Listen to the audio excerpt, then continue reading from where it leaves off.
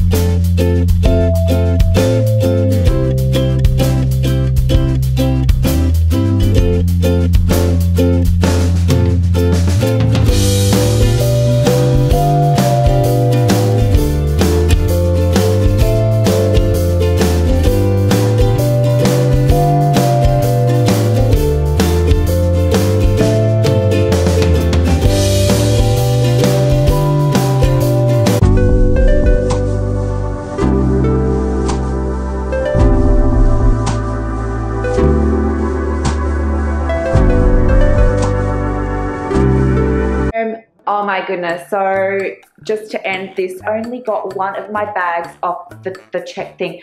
So I've got one bag. Now I have to go back to the airport to get a bag. I'm so tired. Oh my goodness. My second bag was there. So exhausted.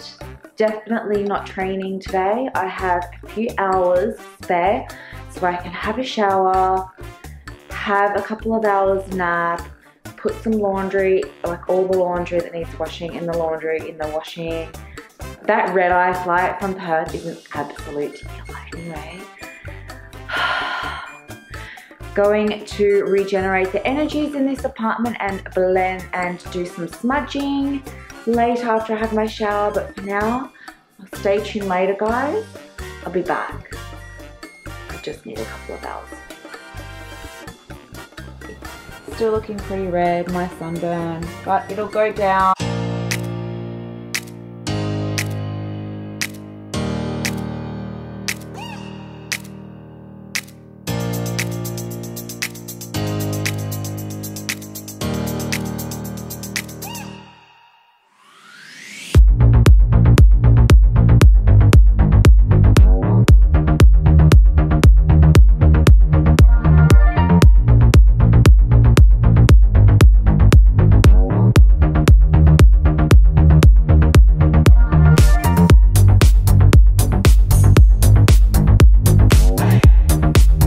My energy and the energy in my apartment is feeling so much better already. So I'm going to go down to the gym. I am training legs today. I know another leg session, but I did not train at all the day that I went to Rottnest Island because I was riding the bike around all day. And then I got the midnight red-eye flight back to Sydney, which then yesterday I was way too exhausted to even like think properly, let alone, you know, do anything. I've woken up, I've had the most amazing night's sleep. I think I slept for 12 hours last night just catching up because the sleep that I had the night before was 4 hours on a plane. And mind you, I was listening to my hypnosis just on the plane, so that put me to sleep, but still it's not the most comfortable and energetically great sleep. So I was feeling really out of balance. Today is all about shifting the energies from what was yesterday, which was my energies were off yesterday, into going to be what is really great energies. So this afternoon going to do a show and tell of all the things that I got while I was in WA, and also some things that the psychic told me as well. One of the things that first came up with the spirits that entered into the room from the psychic I was there, one of them being my grandfather from WA, my father's father, and they said that I am an organizer and a planner, and then if I'm not organized and planned, that my energies are really off, which is completely true. Like everything in my life needs to be planned, and I have a plan and a focus, and my life is not meant to be a roundabout. My life was always meant to be like this, and if it's a roundabout and really easy, I'm really bored. It needs to be challenging and exciting and not easy, because I really like goals and planning and, you know, obstacles in my way, because my obstacles need to go. I don't know what, I guess curriculum in every state is different, but in Western Australia we had show and tell in primary school, and as when you come to class and you'd have something to show show and tell and then tell the whole class about it. So I feel like when I went to WA, it was really like this sudden urge as well that I really needed to reconnect with my childhood and my inner child. And because all the places that I went to were really like reminding me of my childhood, like my early childhood, right? So I really had to connect with my inner child, and now it's like kind of, well, I have to these show and tell things, all these like so off to the gym, off to train legs, and be back.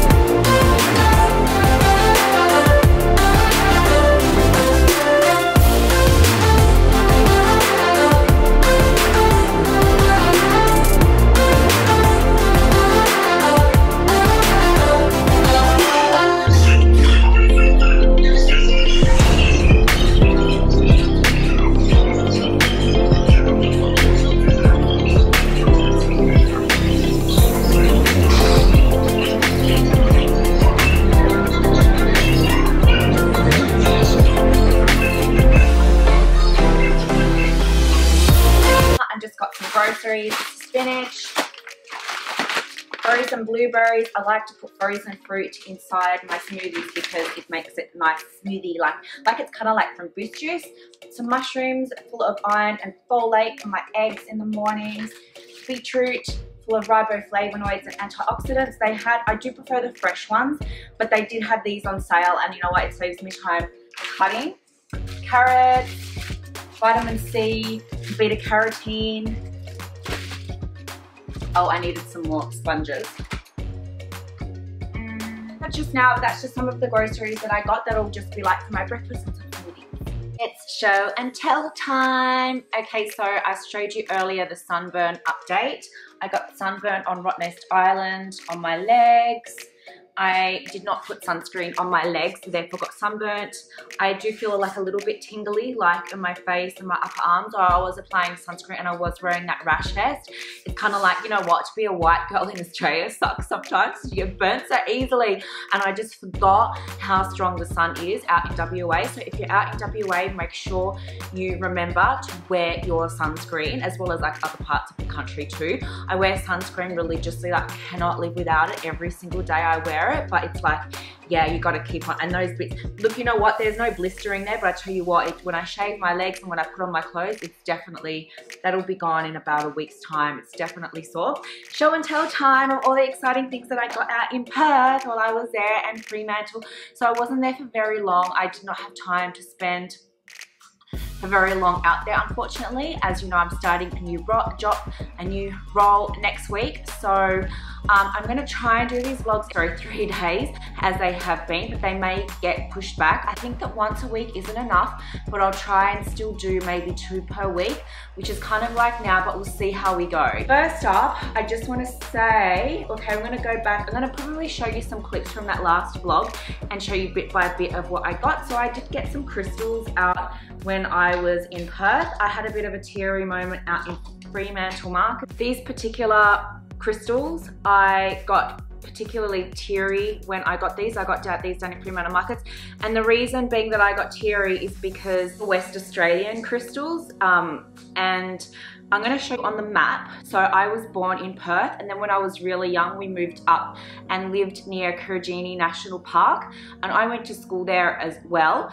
And like I don't know what it's like now. I know there has been a lot of development there and everything. This is a long time ago that I lived there, but back then it was such a tiny little town, and there were crystals like just in the ground, like it was just like, I think they were, I don't know what kind, but I remember purple crystals everywhere. Like maybe they were amethyst, I don't know what, but they were literally everywhere, as well as other rocks. Like weekends were spent going into the national park and finding unique rocks and crystal, like rocks and things, and stones, and even stones that had carved into tools, and Aboriginal art in the caves. Like I had a really unique childhood growing up. And so rocks to me and crystals to me, they're kind of like special to me in a way. Like it's what I grew up with, and they mean something. So I cried when I actually was getting these ones. And if I see any kind of special rock that's from up that way, it's very sentimental to me.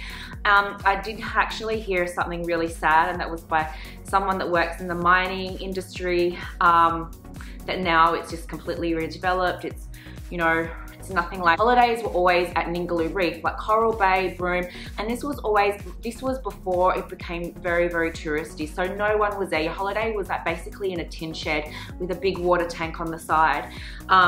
It's like nothing like that now, like heaps and heaps of tourists there now. So the memories that I have are really special from when it was really special from when it was like uninhabited that much. So I do like collect rocks and crystals and things. So I'll just show you some of the things that I got there. Like these were not from this trip, but I do have like shells and crystals from Broome. And I'll just say this, disclaimer, YouTube disclaimer, world disclaimer, everything disclaimer. If you're going diving or snorkeling, like Ningaloo Reef is really close to the shore. It's unlike the Great Barrier Reef, which is further out. And so when you're visiting the reef, do not ever, or any kind of reef, do not ever take it from the actual ocean. It's a live organism, and it is very important to the marine ecosystem. Like this is a piece of Ningaloo Reef. You will find up in the top northwest of Australia that often you'll find like pieces that have washed up, and that's just because of, you know, breaks away and gets washed up on shore. So for me, I was like, it's already washed up on shore. I'm gonna take it as a souvenir. I've got one little piece from Northwest WA that is I love, because this particular one is in the shape of a love heart, and that's a piece of rain coral. And I do have other like rocks. That's a piece of rock from Broome that I have. I love rocks. I love rocks and shells. I did get, when I was out in Rottnest Island, some pieces of shells and rocks from out there too, and I find a connection with that piece of rock. Like I scour it out and either I feel a piece of energy or I do not. And so I got some rocks that were from, and some beautiful shells that were from Rottnest Island. There, I did get some other crystals around just because I was feeling energy at that particular spot. Look, a couple of these. This is from an adventure out in Darwin that I had. That's a clear quartz, and that is from Wangi Falls. It's a clear quartz. So that one's not from anywhere in WA, and there's another piece there from Darwin as well. But I did get some of that. That's like show and tell. So my first piece of show and tell is going to be very interesting, and it's about sea glass.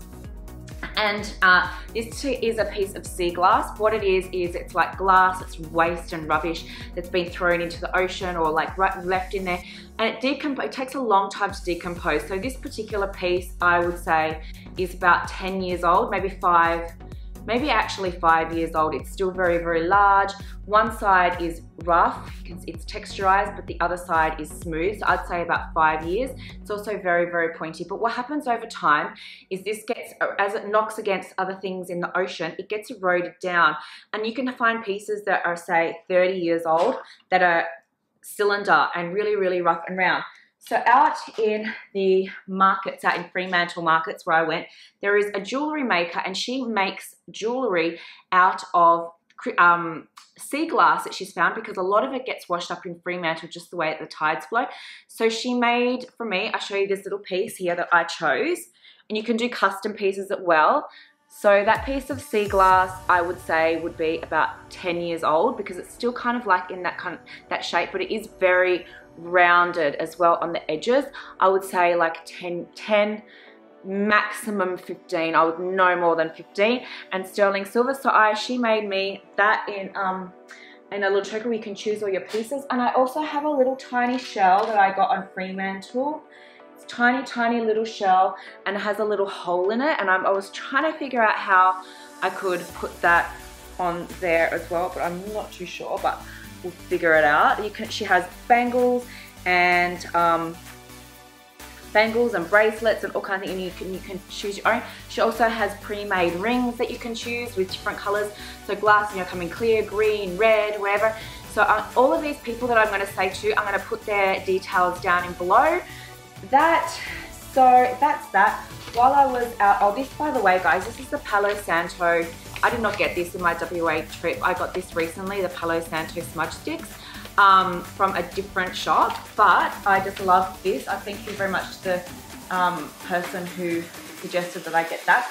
This particular shop down in Fremantle, I've never seen anywhere that has actually the raw resin of you know, in like things to smudge with and incense. She even has electric burners, and I believe that she's the only place in Australia that sells them.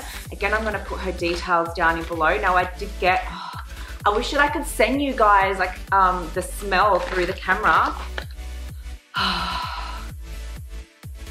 Incense is like made in Australia, and it's from raw resin. I wish that there was like virtual smelling, that you could actually smell this, but it is raw. These are incense sticks made out of raw resin, and they're all different ones. I'm going to put her details down below. She also has a whole array of smudge sticks.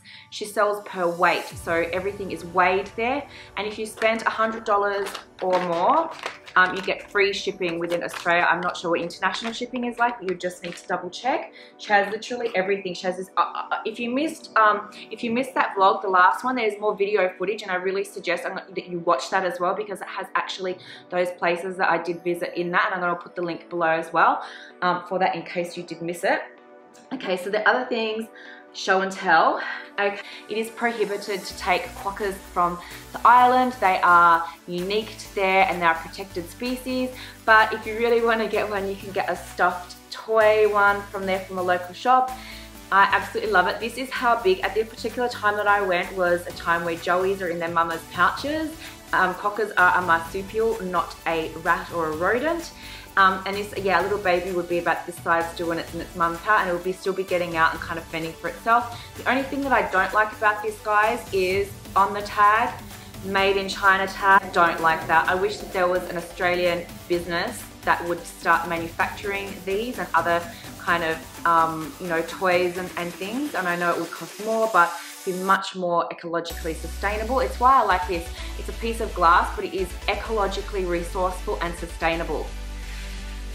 My next piece of show and tell, I'm just going to do a very, very big YouTube disclaimer for this, Instagram disclaimer, like everything worldwide disclaimer, and just tell you this, that I know that in America there is a certain belief and law that, you know, those, you know, the blackface dolls, the gollywog dolls, they are illegal in America, and they are considered very, very racist. Okay, so what I'm about to show you now is definitely not that. What I'm about to show you now is made by an Aboriginal artist and sold to me by an Aboriginal man.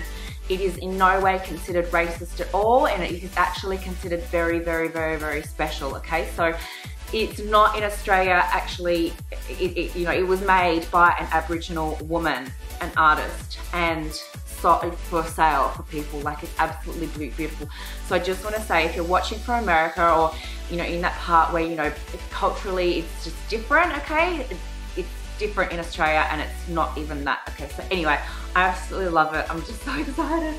So, but before I say that, I'm just going to say that Western Australia is very, like, the emblem of Western Australia is a black swan, because black swans are abundant there in the Swan River. And so it's called the Swan River, and it's black swans are abundant there, and it is the emblem of WA. So when I was at the Fremantle market, there was an Aboriginal man, and he is a registered didgeridoo maker and teacher. And if you're ever buying artifacts and art and everything like that in Australia on a holiday, or just even if you're not on a holiday, make sure you get it from someone who is Aboriginal and has the right to sell that and make it, because there is going to be a new law that is introduced to Australia, and that will be that it will be illegal to sell any artifacts and copies, because it's unethical. It's actually stealing from the people who actually make it and their own work. Why would you want to buy a didgeridoo or a piece of art that isn't actually authentic anyway, you know? But there are a lot out there. There are ways that you can tell anyway, like if you look inside, the didgeridoo will be smooth if it's a fake, whereas it's rough. And there are other ways that you can go on, but that's just a thing that you, like, make sure you buy it from actually, and there are always people around that will be able to guide you. But I'm just gonna show you my thing. I love her so much. She's come to my home now. She is an elder. She's an Aboriginal elder, and her name, I don't know how to pronounce her name, and I do not want to offend anyone, but her name means Black Swan, which is like the Swan River, and black swans are like, you know, the Western Australian thing. I absolutely love her. She's come into my house. Yeah, I love her so much. I have one more bit of show and tell. So by the time this actual vlog is going to be released, the next game, the West Coast Eagles game, would have been done. But when I was out in WA, they had a smashing win against Essendon. It was like epic win. And Nick Natanui got his hair pulled. Nick Natanui is the player with like the long hair, with the braided long hair. And he got his hair pulled by an Essendon player, and literally like he picked up that guy and just like threw him. It was like hilarious. So of course, I'm gonna be wearing, for the next game, you know, my West Coast Eagles scarf, but the West Australian newspaper on Saturday after that had like a Nick Natanui like hair thing, because it, like obviously it's big news over there. And this is like really gonna suck for me because I'm in Sydney, and people in Sydney don't really like follow the football. So I don't know if there's any West Coast supporters out in Sydney, because I got 2 of these masks. But check this out. And I don't know if there's a Morris Mead hair salon actually in Sydney, but Morris Mead hair salon sponsored this, but it's like the best thing ever. Nick Natanui face mask, yay! So if they end up in the grand, well, I'm gonna be wearing this for the next game, but I don't wanna jinx anything, but I don't know what to say because this vlog is gonna go out after that game. So in the instance that they win, which I can feel it, that they're gonna have a double premiership this year, I'm gonna be wearing that to watch the finals. Actually, I'm gonna be wearing that to watch that game anyway, but I can feel it as a double premiership coming, and I hope I'm not gonna jinx it that right now.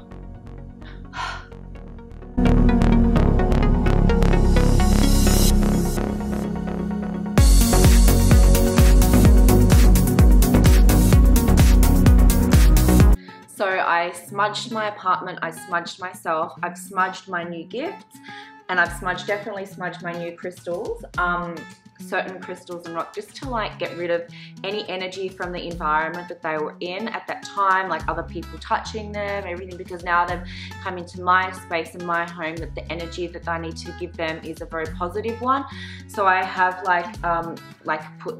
smudged everything that's new. I've smudged my apartment, smudged myself, and I'm feeling so much more energetically better than what I did when I had landed. Yes, for me, it's like when I know that when I need to go over back home or somewhere that I just need to go and be like back in my homeland, like, because WA is like a completely different country, to be quite honest. It's like, it is a different country.